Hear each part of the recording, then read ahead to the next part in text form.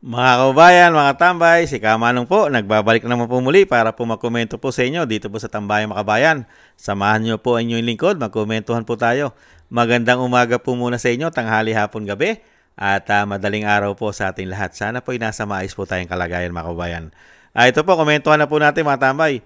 Ito pong pahayag po ito ni Manong Chavit Singson po mga tambay, nung nakaraang araw pa ito. Nakaraang araw pa po. At pinag-uusapan na po ito sa social media mga tambay. Lalong-lalo po yung kanya pong pinasabog na the greatest robbery of government. Yun po sinasabi niya. The greatest robbery of the government, mga tambay. At ano pa sabi ni Manong Chavit? Magnanakaw ang tatay, magnanakaw ang anak. Grabe po talaga si Chavit Singson, mga tambay. Ito po ay taga Ilocos Sur ito at kapitbahay niya po ang Ilocos Norte, kung saan po ang probinsya ng Pangulo ngayon, mga tambay. Grabe po, no? Greatest, sabi niya, greatest robbery of the government. Grabe, no? Magnanakaw talaga daw. Ito po, pakinggan po natin si Manong Chavit, mga tambay. At yung paliwanag niya po. Guinness World Record gives Ferdinand Marcos Sr. Ano po, nakalagay dito, a title for the greatest robbery, of government. Nakakaya po ito. Kaya akala ko nililisin na nila. Alala ko lang ito mga kababayan na hindi na nagbago si BBM. Akala ko nililisin yung pangalan tatay nila. Hindi, mas malaki pang ginawa. This is the biggest scam. Ghost project na eh. Now, salita, ganito, blaming everybody. Kung wala siyang pakialam, demanda niya yung nandun na. Subukan niya, demanda yung pinsan niya. Damay siya. Ay, ayaw galawin. Guinness World Record gives Ferdinand Marcos Sr. Ano po, nakalagay dito, a title for the greatest robbery, of government. Nakakaya po ito. Kaya akala ko nililisin na nila. Alala ko lang ito mga kababayan na hindi na nagbago si BBM. Akala ko nililisin yung pangalan tatay nila. Hindi, mas malaki pang ginawa. This is the biggest scam. Ghost project na eh. Now, salita siya. Yan, mga tambay. Grabe, no? Grabe si Manong Chavit. Tama sinabi niya, di ba? Nasa Guinness of Book Record na po, di ba? Nasa Guinness Book of Record na po ang lahi po ni BBM, ang matandang Marcos, mga tambay, di ba? Dahil po sa grabing korupsyon. At ganun din po ang sinabi ni Manong Chavit, mas matindi po ang ginawa ng anak, mga tambay. Grabe. Dahil puro ghost project na at puro nakawan ang ginawa po, mga tambay. Pero nakapagtataka mga tambay. Sa sobrang professional po ng mga men in uniform ngayon, lalo po ang AFP, lalo po mga general, napaka-professional po. Sa sobrang professional po, wala po silang nakikitang the biggest corruption sa ating bansa, mga tambay. Grabe, wala po silang nakitang pinakamalaking korupsyon sa binagongang Pilipinas. Ayon po kay Manong Chavit, mga tambay. History po ito, mga tambay.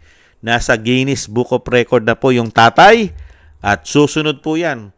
Magkakaroon din po ang anak ng Guinness Book of Record. Magkakaroon din po siya ng record. Lalong-lalo po sa pinakamaraming flood control ghost project na trilyon ang pinag-uusapan at daan-daang bilyon.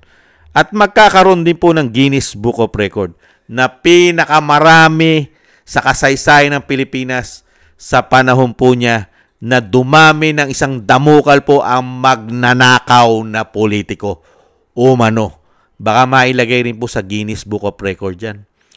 Sa kasaysayan po ng bansang Pilipinas, sa panahon po ng binagawang Pilipinas, naitala ang record na pinakamaraming magnanakaw nung panahon na siya ay nanunungkulan. Grabing dami ang magnanakaw. Kaya mailalagay din yata yan sa book sa Guinness Book of Record. Kaya, mga tambay, dahil nga po, nasa kasaysayan na po ng ating bansa, nasa Guinness Book of Record na po ang kanyang tatay. Kaya nga sinasabi ni Manong Chavit, ang akala niya, kaya niya sinamahan si BBM, ay lilinisin niya na ang history at yung ginawa ng kanyang tatay ay hindi niya susundan, lilinisin niya na sana dapat ayon po kay Manong Chavit. Hindi pala niya lilinisin. Hihigitan pa pala niya umano ang ginawa ng kanyang tatay. Ayon po yan kay Chavit Singson. Ganyan po katindi mga tambay. Diba? Siyempre, kung yung tatay gumawa ng history, ng record, baka gusto rin gumawa ng junior. Gumawa rin ng sariling record. Di po ba? Unang-una, sa kasaysayan ng ating bansa, baka mailagay rin po sa record ng Guinness Book of Record yung kauna-unahang Pilipino na presidente ng Pilipinas na nasangkot na gumagamit ng pulburon at ng coke. Hindi kaya mailagay rin sa Guinness yan, mga tambay? Hindi kaya? At baka mailagay din sa Guinness na kauna-unahang presidente, napaka sinungaling umano at napakahusay mga kulamang umano. Baka mailagay din sa Guinness kaya yan. At baka maisama rin yun na bukod tanging naging presidente na napakahusay mangbudol umano. Hindi kaya mailagay din sa Guinness yan, mga tambay? Hindi kaya? At baka mailagay din sa Guinness na kauna-unahang presidente na pumirma ng napakaraming blanco na merong naisingit bigla na hindi bababa sa 241 billion ayon po kay Congressman Ungab ang 2025 national budget. At baka mailagay din sa Guinness, mga tambay, ang insertion na ubod ng daming insertion sa kanilang panunungkulan. Hindi kaya? At baka rin mailagay sa Guinness Book of Record ang isang damukal, walang mga kalamidad, pero walang lubay na pamimigay ng ayuda ang kanilang panunungkulan. Mga kabayan, baka masama rin sa Guinness Book of Record yan, mga tambay. Hindi kaya? At maisasama rin sa Guinness Book of Record ang ginawa pong walang due process at kidnapping daw ang ginawa sa dating Pangulong Duterte. Katulad po ng ginawa ng nanghuli na si Torre. Baka masama rin sa Guinness Book of Record yan na merong Pangulo ng Pilipinas ang hindi gumamit ng proseso ng batas ng Pilipinas. Inilagay nila ang batas ng ating judicial sa kanilang mga kamay. Binaliwala nila ang ating hukuman. Hindi kaya mailagay din sa Guinness Book of Record yan, mga kababayan? Hindi kaya? At baka mailagay din sa Guinness Book of Record, mga tambay, na kahuna-unahan po at history ng ating bansa na ang pulburon ay nakakapasok na sa pasilidad o sa facility ng Malacanang. Ang pulburon nakakapasok na. History po yan. Hindi po nangyari yan sa lahat na naging presidente ng ating bansa na may nakakapasok po na pulburon sa facility ng Malacanang. Yan po ay inamin po yan mismo ng Executive Secretary na si Bersamin, mga kabayan, si Lucas Bersamin. Inamin po nila yan. Balita po yan na nakapasok nga daw po ang pulburon sa Malacanang, sa facility.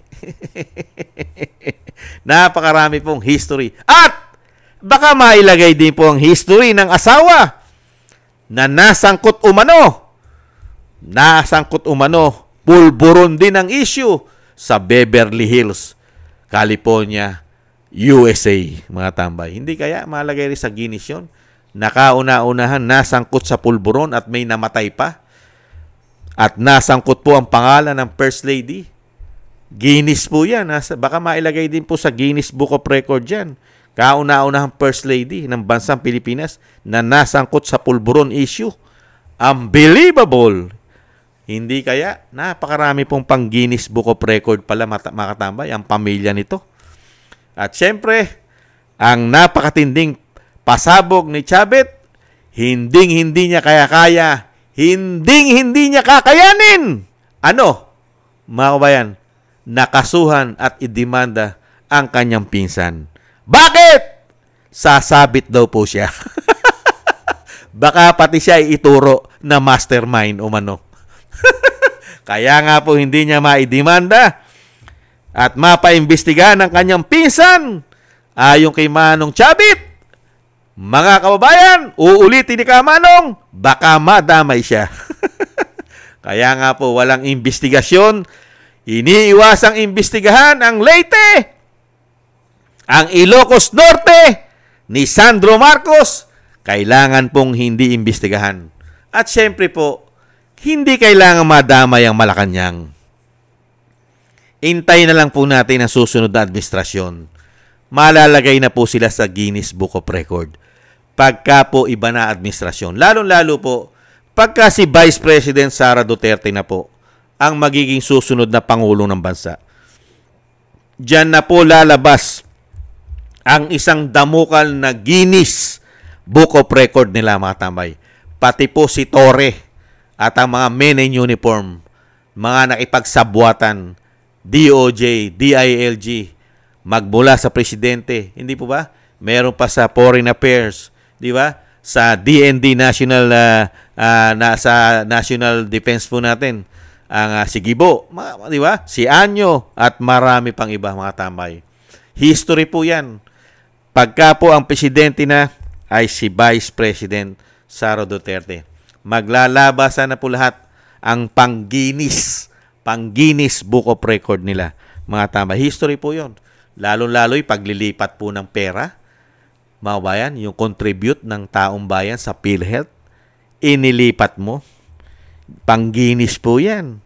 Mga bayan, yung pagbebenta po ng ginto, baka masama po sa Guinness yan. Hindi po natin alam kung kanino binenta yan at magkano pinagbilan at saan ginamit. Baka nasama po yan sa Ghost Project, hindi kaya?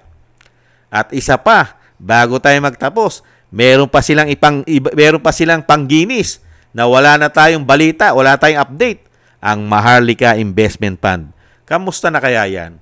Masasama rin kaya sa Guinness Book of Record yan, mga tambay? Nila? Muli po, mga tambay, maraming salamat po kay Manong Chabit Singson, dahil kayo po ang nagpapasabog at nagpapahayag ng katotohanan na ang korupsyon ay nagmumula sa itaas, sa magpinsan, at yung isa ay nagtaguna sa ibang bansa. Nagmumula ang korupsyon sa itaas. Yan po ay ayon sa inyo at nakikita ng taong bayan. Magpinsan. Kaya nga kayo rin po ang nagpasabog na kung talagang ikaw ay lumalaban sa korupsyon, ano ang sabi niyo po, Manong Chabit? Unahing imbestigahan ang Ilocos Norte. Dahil ang Ilocos Norte ay pangalawa o pangatlo sa Bulacan na nakakuha ng bilyong piso na proyekto kasama ang flood control. At kayo rin na nagpasabog na ang contractors po ng mga Marcos at ng Ilocos Norte ay isa ang diskaya na ayaw po nilang bigyan ng state witness. Ayaw nilang gawing state witness kasi contractors po pala nila yan. Ayon po kay Manong Chabit. Thank you po, Manong Chabit. At nilalabanan nyo po ang meron pong history na Guinness Book of Record. Maraming salamat po sa inyo. At kayo rin po, mga tambay, thank you rin po sa inyo, mga kababayan. Sa mga nakagusto po ng ating tambay, mga kababayan, sa YouTube at TikTok. At ganun din po, mga kababayan, thank you rin po sa mga nagbibigay po ng tulong po. Thank you po sa inyo. Shoutout po sa inyo lahat. Sa mga subscribers din po natin, maraming salamat po. At yung dasal at panalangin po natin, mga tambay, na maingatan po ang pamilya Duterte, ang ating Vice President. Ganon din po ang dating Pangulo na mailayo po sila sa kapahamakan. At syempre po, madugtungan pa po ang buhay at kalakasan at makabalik na po sa lalong mabilis ang dating Pangulong Duterte. Thank you po, mga kabayan, sa mga panalangin at dasal po ninyo. At ganoon din po, mga kabayan, tayo po ay manalangin at magdasal at tayo po ay maingatan at ang ating buong sambahanan. Ingat-ingat po, mga tambay, konting tiis na lang po, mga kabayan. At hindi naman po sila forever, mga kababayan. Never po sila maging forever dyan. At ang kanila pong mga pinagagawa ay lagi po may katapusan yan, mga kababayan. May hangganan po yan. Lagi po yung may tuldok. mga kabayan. Maraming salamat po. Ingat-ingat po. Bye-bye.